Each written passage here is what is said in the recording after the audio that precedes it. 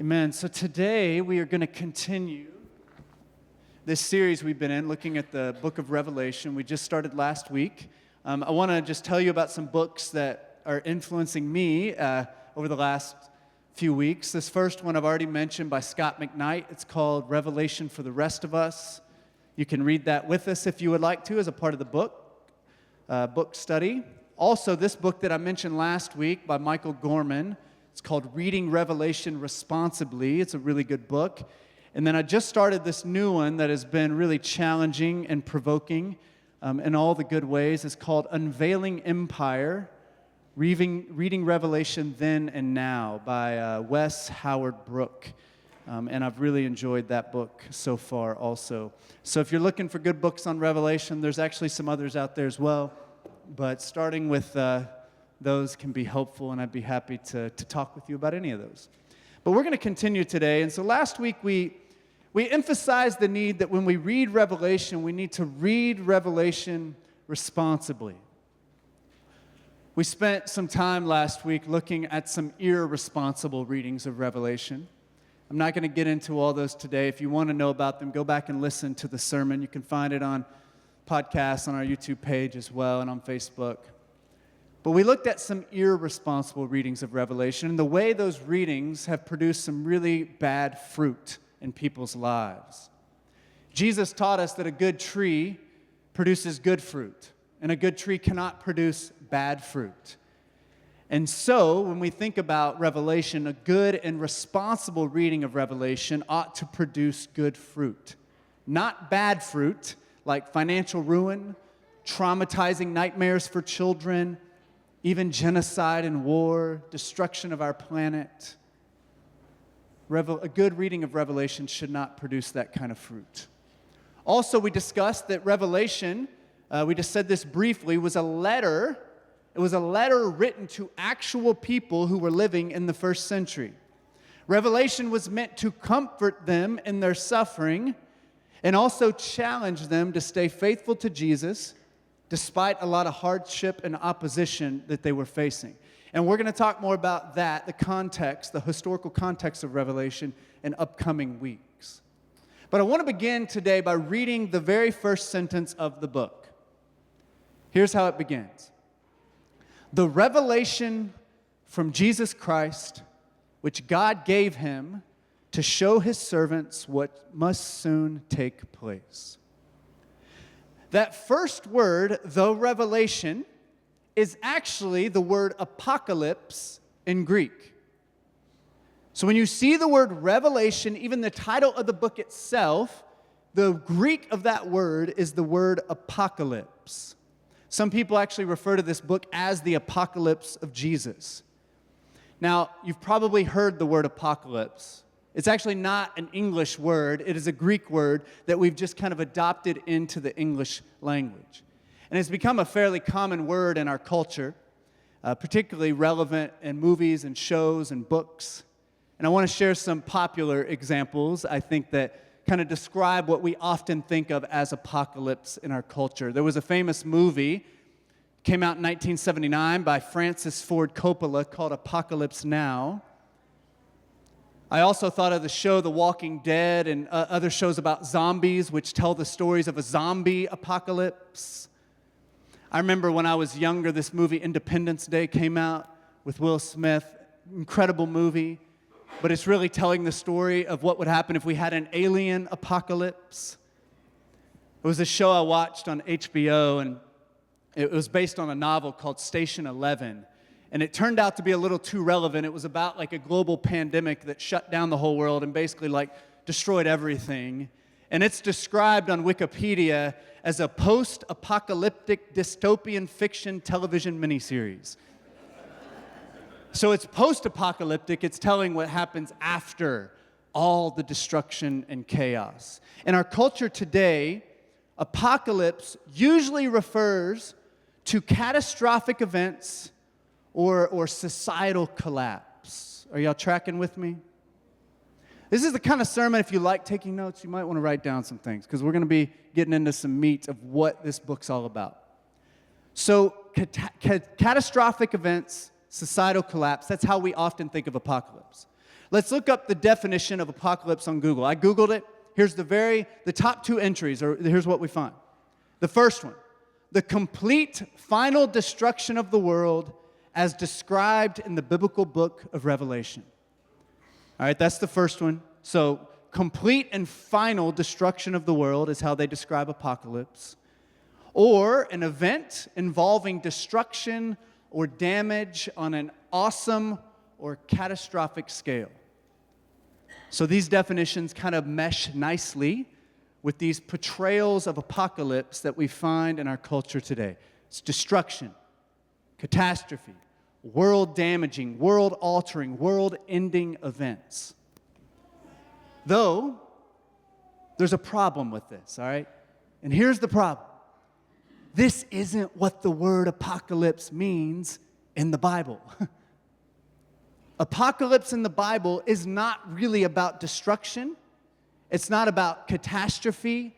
It doesn't even really describe an event. I know, shocking, right? You can understand why people think that Revelation is about the end of the world if this is how we think of apocalypse today. But the word apocalypse actually meant something very specific in the ancient world. And it wasn't really about the end of the world, and it wasn't about some catastrophic event taking place. In the Bible, the word apocalypse basically means to reveal, to uncover, to unveil. So it is to make something known that wasn't previously known. It's kind of, you can imagine pulling back the curtain and being able to see something you did not previously see. It's actually quite similar to how we use the idea of revelation or even epiphany today. It's when the light bulb goes off and you see something you had not previously seen. You perceive something you had not previously perceived. You understand something that you had not previously understood. An apocalypse is an unveiling, it's a revealing, it's an uncovering. All right, y'all tracking with me? It's an unveiling, a revealing, and uncovering. So in this book we are reading, the author begins by describing Revelation as an apocalypse. He's not saying, I'm telling you about the end of the world. No, he's saying, I'm going to reveal something to you. This is a revealing and an uncovering. He intends to reveal something that had not been previously revealed. All right? Another important part of biblical apocalypses is that they always originate with God. John of Patmos was not just sitting there thinking and reflecting, and then something occurred to him, and he's like, I want to tell people about this. No, he said that the apocalypse he received actually came from God. God revealed something to him. And specifically, he says that he got this from Jesus himself. So according to John, Jesus intended to reveal something to us that had not been revealed before, to show something that had not been seen, to pull back the curtain and help us to see something we needed to see. He had something to tell to John, and then he asked John, actually, I want you to share this with the Christians who were living in the first century, those followers of Jesus who were living when John was alive. And so it's a revealing. It came from God, Jesus himself, to reveal something to the early church.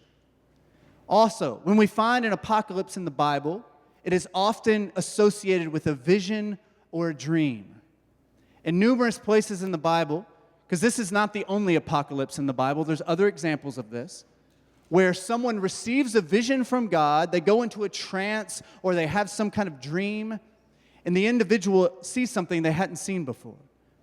You can think of Saul, for example, on the way to Damascus.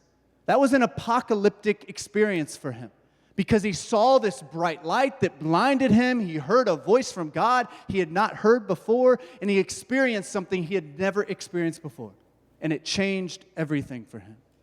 In the book of Daniel, Daniel receives this vision from God and sees lots of fascinating things he had not seen before. Isaiah had a vision from God and saw the Lord sitting on a throne in the temple.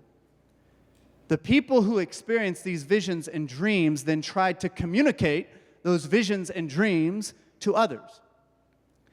Now, I don't know if have y'all ever tried to tell somebody about a dream you had? It's a little hard to do, right? It's hard to explain to someone something that you were kind of dreaming about in your own head, in your own spirit, in your own world. My son tells me about his dreams sometimes. And he just, even a couple of days ago, was telling me about a dream he had. I had no idea what he was talking about. It made no sense to me. And the things he was describing were just fantastical and out there. And I made no sense of it. I think in his own head, it made some sense to him, but not to me, right? If I tried to explain my dreams to you, you don't want to hear them because they're weird. And you're not going to want to be a part of that because they're hard to understand.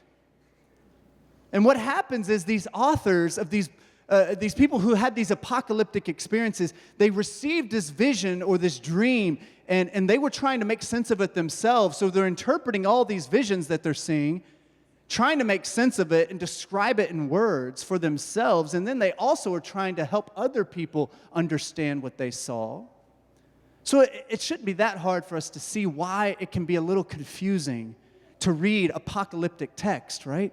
Because these are the visions and dreams of a person who had this deeply mystical experience with God. All right, so y'all tracking. It's an unveiling. It originates with God. It's often associated with visions and dreams. Now, another key feature of apocalyptic literature in the Bible concerns the context out of which this literature is written, all right?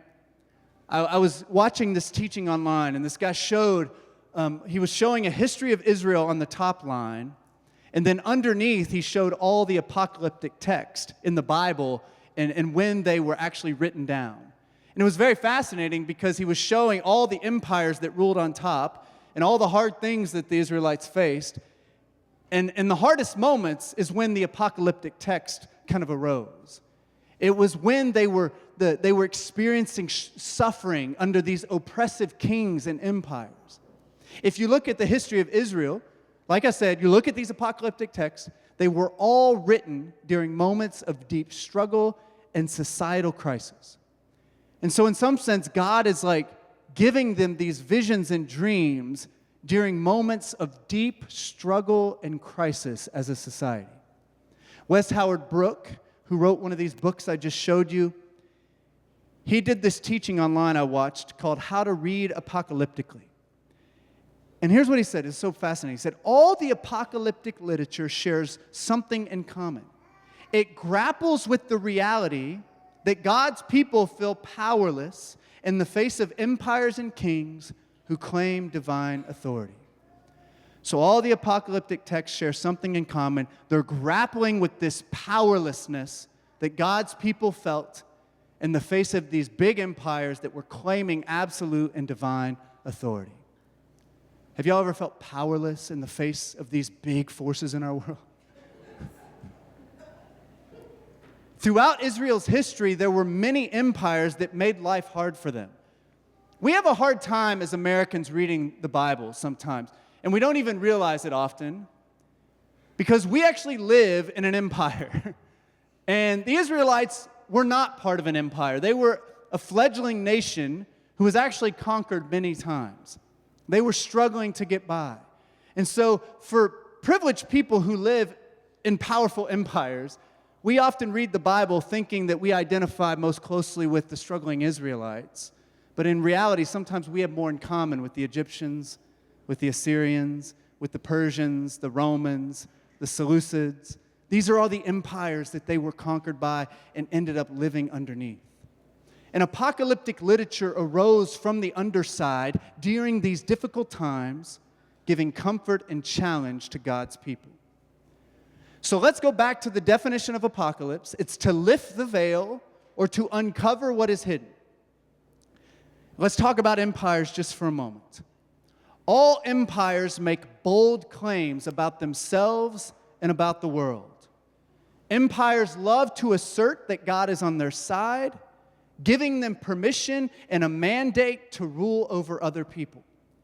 We've seen many empires come up, and they often fall. They rise up again, others fall.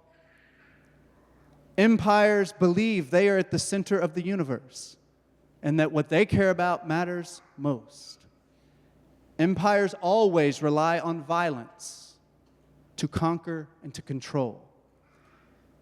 And a big piece of what empires rely on as well is they rely on myths. Sometimes there's partial truths in the myths, but they rely on myths they tell about themselves, where they are always good, they are always noble, and they are always the most powerful. We have myths like that we tell in this country. Just wait till our national holidays roll around. You'll hear a lot of myths that are being told about who we are as a nation. And here's the really cool thing. Apocalyptic literature, it lifts the veil, exposing the empires for what they really are. They aren't everything that they claim to be. It's very similar to what happened in The Wizard of Oz. You know that story? They think the wizard is like this all-powerful, just amazing, so clever, so strong, can do anything, and if we can only get there, then everything will change. And when they get there, the curtain's pulled back, and they see that the wizard's not everything that the wizard was claiming to be, right? And the wizard lost his power because the truth was exposed. The myth gave him power, and without the myth, he wasn't so great. As we will see as we go through Revelation, Revelation pulls back the curtain on empire, specifically on Rome. The name Rome is not mentioned in Revelation, but we're going to see very clearly Babylon is talking about Rome when they're in this. And it's also talking about every other empire before and after, showing God's people what is really going on. The empire may think that they are all powerful and righteous and noble, but Jesus' apocalypse that was given to John exposes Rome and all other empires for what they really are. Self-seeking, violent, against God's loving and life-giving purposes in this world.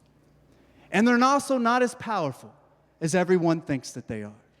There is, in fact, someone more powerful, more worthy of praise, more worthy of worship, and that is none other than Jesus Christ, the slaughtered Lamb. Revelation, in my opinion, is less about predicting the future, and it's more about interrogating and seeing in the present. Just as Revelation helped the first Christians see through the lies and myths and grandeur of the Roman Empire, Revelation can help us today see through the myths being propagated by our own empire right here in the USA. And hopefully, we will be comforted to know that they aren't as powerful as they think they are, and that God is ultimately the one that we declare our allegiance to. And perhaps even more so for a group like ours, many of us come from very privileged places. Many of us have lots of power in our lives. Hopefully we will be challenged to see the ways that we are compromised, the ways we benefit and go along with these mechanisms of death and violence, these systems in our world. You know, I was talking to Jack before church, Jack Jones, and we were talking about how social media just, it forces this reactivity sometimes, where we're scrolling through something, we see something that outrages us, and we fire back, and it's often a lot of finger pointing. It's often a lot of saying, well, that's wrong, that's bad, that's evil, that's terrible. And there's a lot of things to point our fingers at in our world, right? But what it doesn't really foster is deep reflection and being self-critical and looking at our own lives and wondering how we are complicit in what is happening all around us. And we have to do that. We have to be liberated from the ways that we are also in chains and the ways that we are contributing to the things that are happening all around us in our world. Revelation can help us do that. It can challenge us to follow after Jesus, the sacrificial lamb. I want to share a quote. I'm not trying to get too political today, but I have to share this because it is a perfect example of what I'm trying to talk about. And it's being said by one of the most powerful people in our world. You may not know this. Stephen Miller, who works in the White House, is one of the most powerful people in our nation right now. And here's what he said. Listen to these words. He said, nobody's going to fight the United States militarily over the future of Greenland. He says, we live in a world, in the real world, that is governed by strength, that is governed by force, that is governed by power. These are the iron laws of the world since the beginning of time. I think Jesus might, have some critique of that statement. I was talking with Dustin. I sent him this quote a couple weeks ago. I was like, man, he's not wrong. Might makes right in this world. And Dustin pushed back a little bit, and he told me that he may be right to one degree, but Dustin said to me, and I think he's right. He said, I don't think he's describing the most true world, the most real world. I think our good God might disagree with what he is saying here. Revelation tells us that what Stephen Miller is saying here is actually a myth, a lie that all empires have told since the beginning of time. When the curtain is pulled back, we can see that the empire isn't as powerful as everyone assumes. The empire isn't as noble as everyone thinks that they are or as they think that they are. Revelation tells us that the world is, in fact, not ruled by tyrant empires and kings, but by the nonviolent, loving Lamb. There's this contrast constantly in Revelation between the beast and the Lamb. The beast and the Lamb is the one that we follow. The Lamb is the one worthy of praise. The revelation of Jesus disputes all absolute claims of empire, whether the empire is ancient Rome or present-day America. The Lord of Lords is not Caesar, but the slaughtered Lamb, Jesus of Nazareth, who is seated on the throne. Revelation asks us to consider who we worship.